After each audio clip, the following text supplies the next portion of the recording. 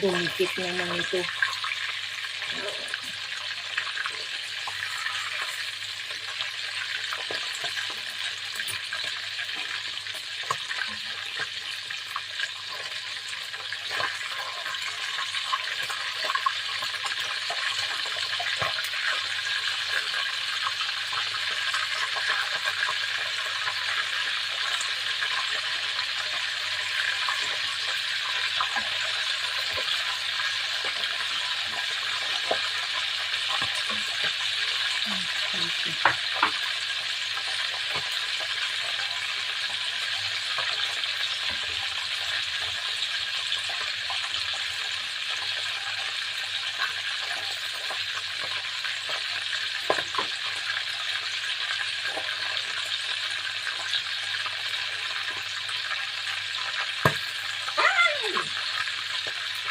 Basta tumalsik.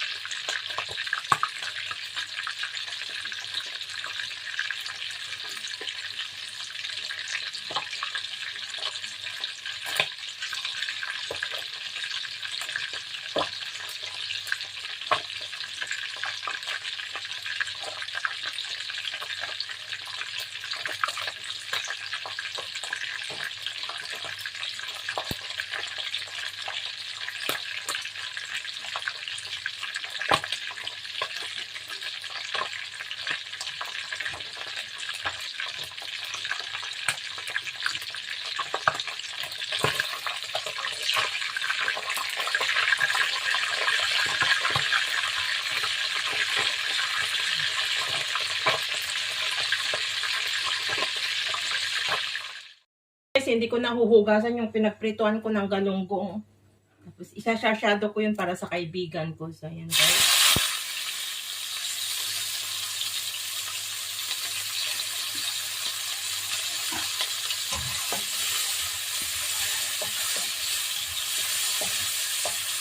Pinaluto ng friend ko yun. Yan muna na ano yan. Hindi ko nahugasan. Hinugasan. So, ayan. Tapos, lagay natin yung kamatis.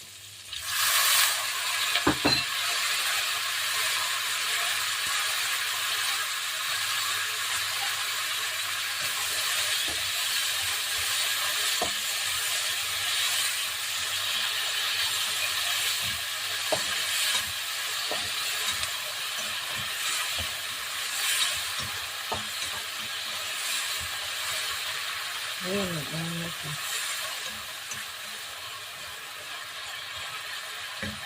lagyan natin ng konting tubig.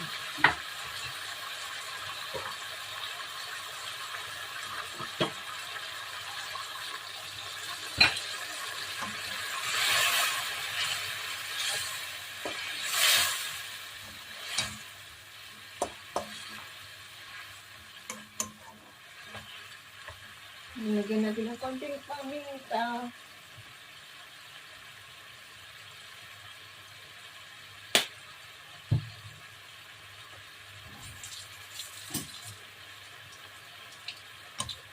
Hindi siya hindi siya masyadong maalat ang ano niya guys kasi ayaw niya ng ano. Parang yung nasanay siya sa mga amo niya din na walang taste yung linuluto. Kaya pag binibigyan niya ako ay rineretoke ko yung binibigay niya na ulam. Kasi walang lasa.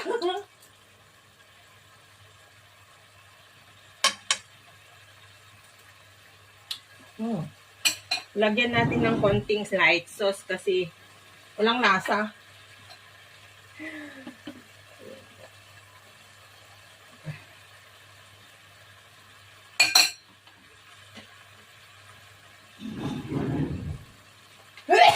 Lahat yung pa ako sa ano.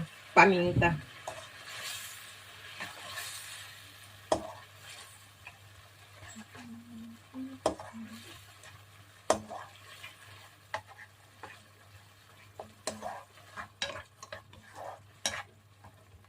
Parang matutuyo yan mamaya pag lagyan ko ng eggs, guys. Kaya lagyan ko muna ng konti.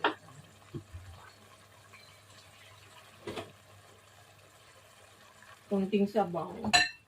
Kasi yung eggs natutuyo pag ano, guys. So,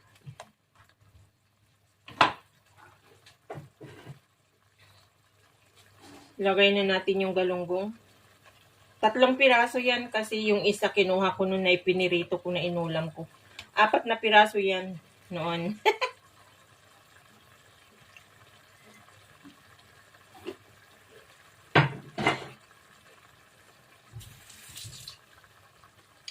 Sabi niya tagdadalawa kami pero ibigay ko lahat sa kanya ito kasi may ulam naman ako eh.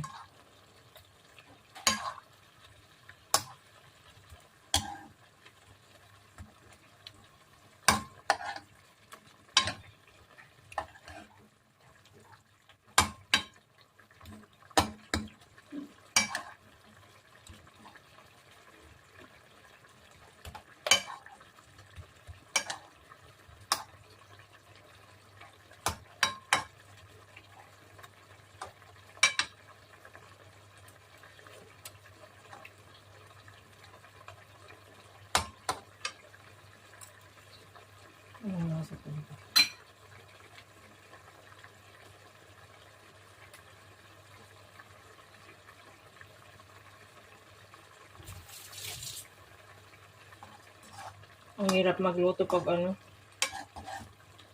Nasanay kasi ako na nagluluto na yung linuluto ko ay may konting lasa.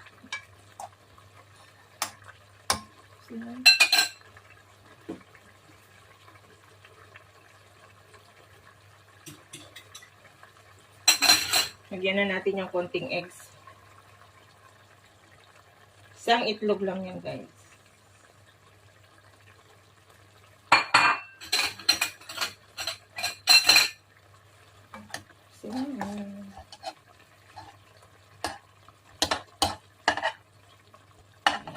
Masyado na.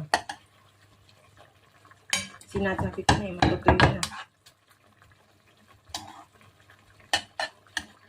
Ayan, guys.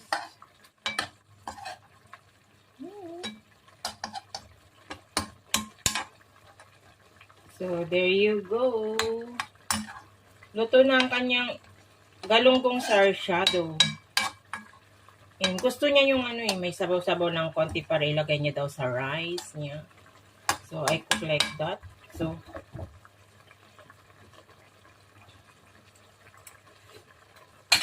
ano.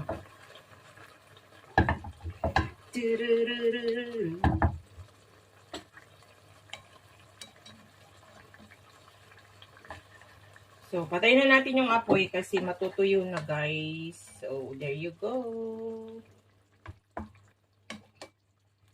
Ang ating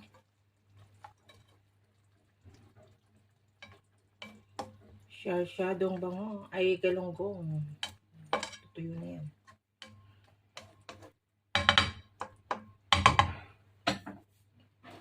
Tapos na. Yung ano naman sa akin, guys, yung uulamin ko, ang lulutuin ko. Fish din rin yung slice, kaya lang Chinese style or Malay style ang pagluluto ko ng aking ulam. So, see you later, guys!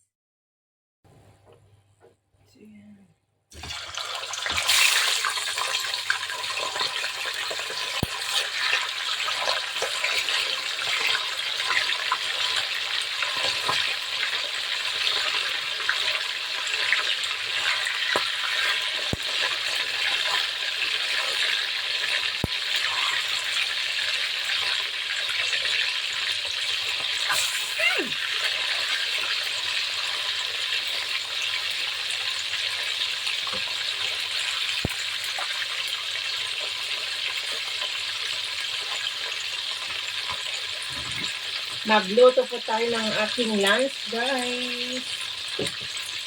Shout out everyone. Good morning, good morning.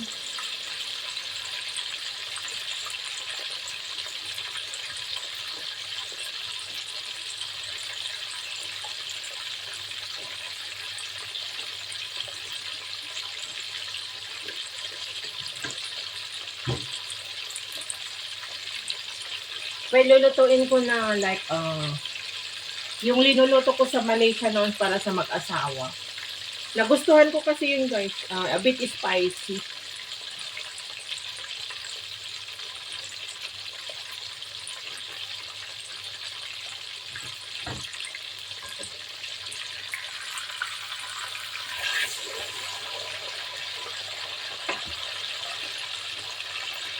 So guys, hindi kailangan papulahin kasi mau-overcook.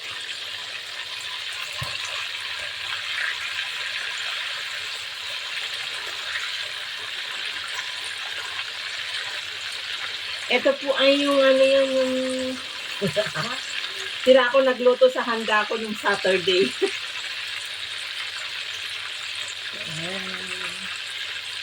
Kasi madali lang maluto yung meat nito guys. So hindi ko hindi ko i-golden brown kasi matigas na yung meat pag i-ganon mo.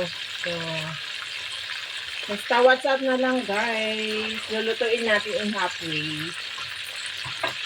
Yeah.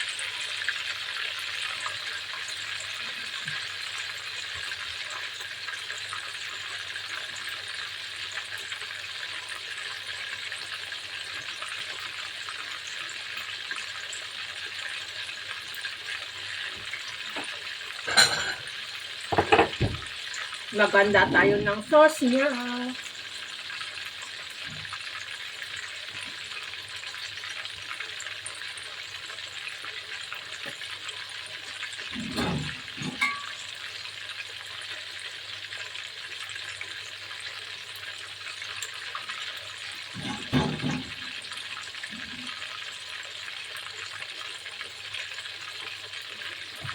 Malay style or Chinese style.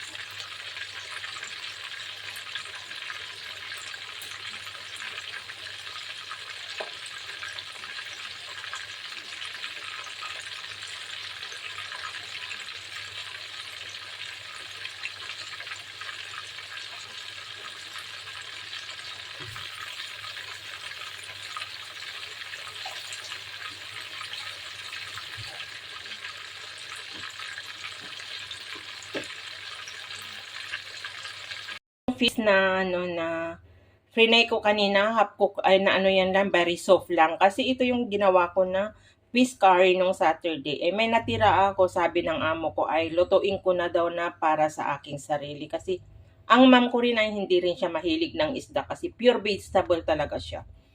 So yan guys. And yan guys, ipupulin na natin yung sauce niya. Hopefully matamayan niya lahat. Ayan. Ganyan guys ang style niya. So, there you go. At hindi po ako ng spring onion.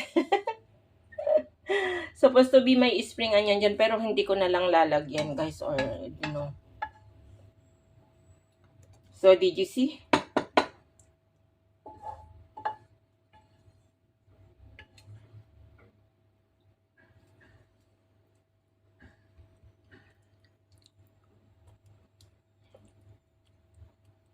O, diba? Ganyan lang kasimple guys ang aking fish. Steak fish na sabi nila pag yung slice. Ayan, there you go. So, yan guys.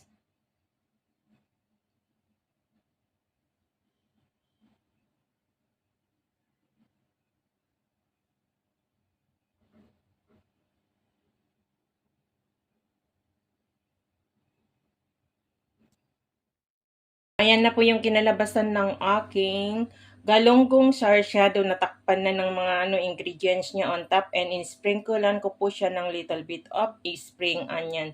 So ayan guys, there you go. Hope you enjoy again sa aking simple cooking for today na ang recipe ko for today ay tuwi ng pagluluto ng isda. This is for my friend And sa akin naman ay, ayun, yun, ang akin. Yung fish steak na sliced fish na napakasarap, which is napakamahal niyan, guys. Pero may good mood ng aking amo ngayon na binigay niya sa akin na lulutuin for my food. Yan, thank you sa aking amo. So, yan guys. Eto. So, hindi ko naman mauubos yan guys. Ikikip ko yung iba for tomorrow. So, yan. Hope nag-enjoy po kayo sa aking mga simple recipes for today. Ingat and God bless po sa atin lahat. I love you all guys. Team Explorer. Thank you so much sa iyong mga suporta, sa aking mga organic supporter. Big shout out sa aking anak at sa whole family ko. Ingat kayo palagi dyan, nak. I miss you and I love you so much. Ayan.